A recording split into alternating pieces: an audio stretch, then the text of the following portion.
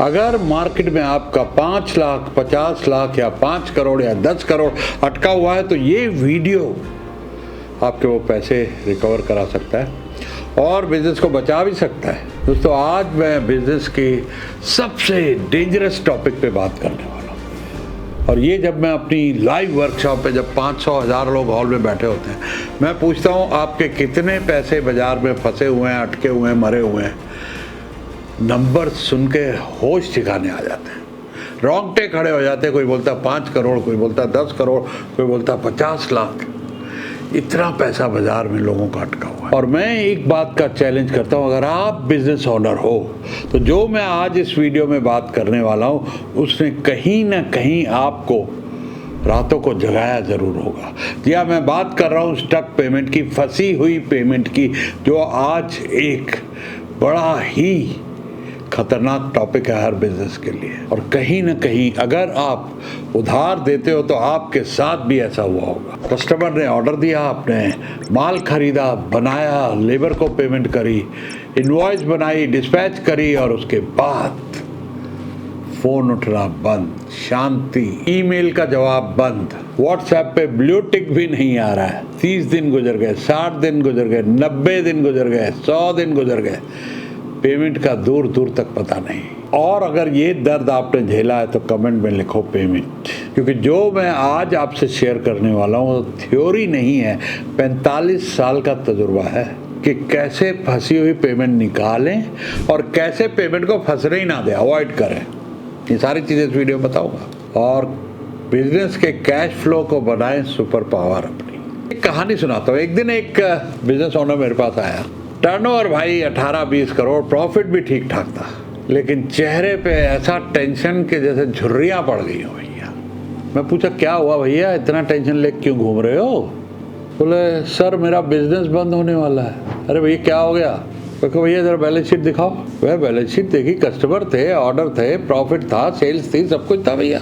वह प्रॉब्लम क्या हुई? बोले सर 5 करोड़ से ज़्यादा पैसा मार्केट में फंस गया है।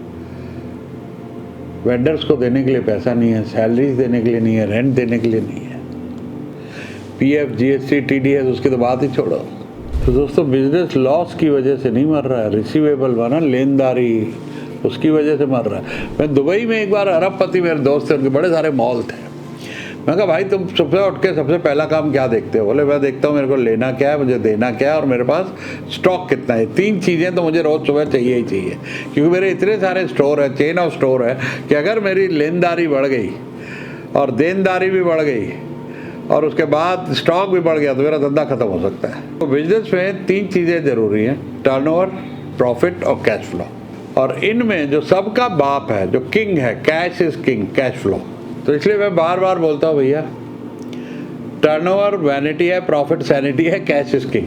क्योंकि आप प्रॉफिट से सैलरी नहीं देते, आप कैश से सैलरी देते हो ना? कमेंट में लिखो यस। और जब कैश अटक जाता है ना तो बिजनेस की सांस भी अटक जाती है। अब मैं बताऊंगा बिजनेसमैन की सबसे बड़ी गलती, वो पेमेंट रिकवरी को समझता है अकाउंट्स की जिम्मेदारी है, सेल्स की जिम्मेदारी है कि नहीं? गलत, बिल्कुल गलत। कैश फ्लो फाउंडर का काम है, कैश फ्लो ओनर का काम है दोस्तों, ये आपका काम है। क्योंकि अगर 5 लाख, 50 लाख, 5 करोड़ मार्केट में अटका है तो ये सेल्समैन की, अकाउंटेंट की प्रॉब्लम नहीं है, ये तुम्हारी प्रॉब्लम बनने वाली भाई, ये लीडरशिप प्रॉब्लम है।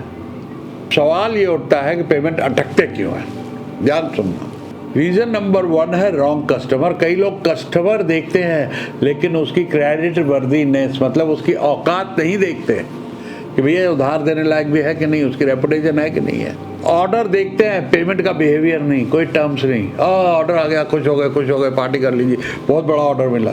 और फिर बाद में मिलता है एक खतरनाक सरप्राइज। मैं कहता हूँ bad customer is more dangerous than no customer. Reason number 2, credit की पॉलिसी नहीं होना भैया। हमारी उधार की पॉलिसी क्या है? कस्टमर जो मांगे दे दिया, 30 दिन, 60 दिन, 90 दिन, और आप खुश हो जाते हो, बड़ा ऑर्डर मिल गया जी, कोई बात नहीं, पेमेंट तो आ जाएगी यार।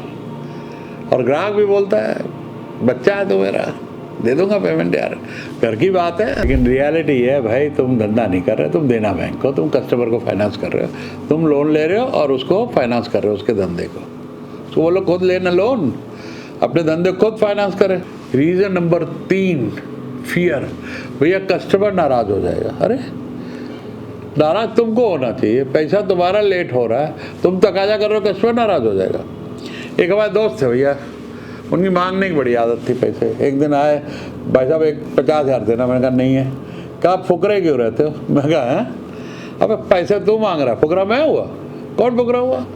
तो नाराज़ कौन? तुम्हें होना चाहिए कि तुम्हारा 30 दिन का वादा करके 60 दिन 90 दिन में पैसे नहीं आ रहे हो, तुम डर रहे हो कि कस्टमर ना नाराज़ हो जाए। ये तो उल्टी बात था, चोर कोतवाल को डांटे और तुम कुछ कहते नहीं हो, कस्टमर बस चढ़ जाता, कहता ये तो प्रेशर डालता ही नहीं है। और मैं आपको बात बताऊं, बहुत सारे बिजनेसेस में जब मान लीजिए 1 करोड़ की पेमेंट देनी है आपके ग्राहक को, उसके पास है जेब में 50 लाख, तो अकाउंटेंट सबसे ऊपर उनका नाम लिखेगा जिनका तकाजा रोज आ रहा है, रोज फ़ोन आ रहा है।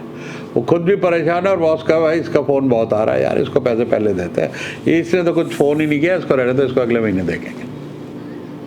इसलिए अपना तकाजा गर्म रखना।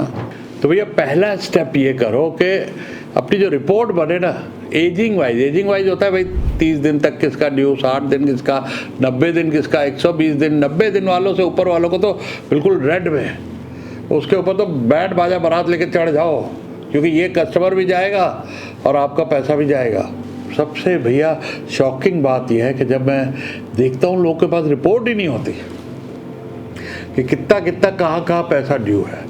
कई जगह तो मैंने देखा ऑनर्स की बिलिंग ही ढीली है, माल चला गया, सर्विस दे दी, काम हो गया, बिल नहीं बन रहा है। अरे यार फिर काम ही क्यों कर रहे हो जब बिल नहीं बन रहा तुम्हारे से?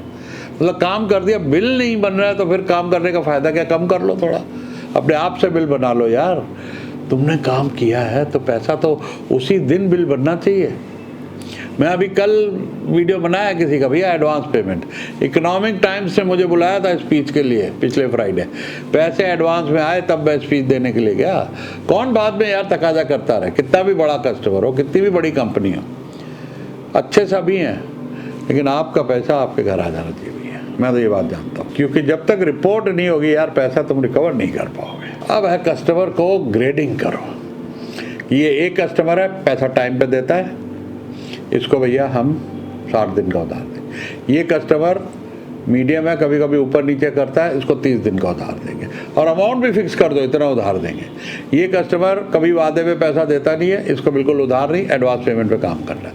इस तरीके से ABC कस्टमर बनाओ। तो कल सुबह उठ के और कुछ मत देखना, अपने टोटल रिसीवेबल देखना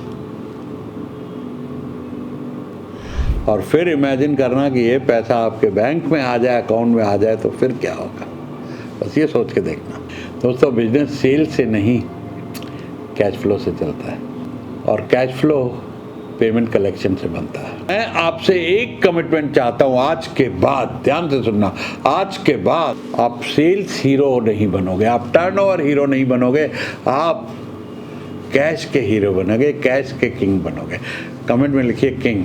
और मेरा मिशन है दोस्तों, हर घर entrepreneur, 500 SME IPOs, 1 crore job creator बनाने और देश को बनाना है विकसित भारत। चैनल को फॉलो करो, सब्सक्राइब करो और इस तरह के बहुत सारे बिजनेस के वीडियोस जो आपके बिजनेस को नेक्स्ट लेवल ले जाएंगे, सब यहाँ फ्री में मिलते हैं। नमस्ते।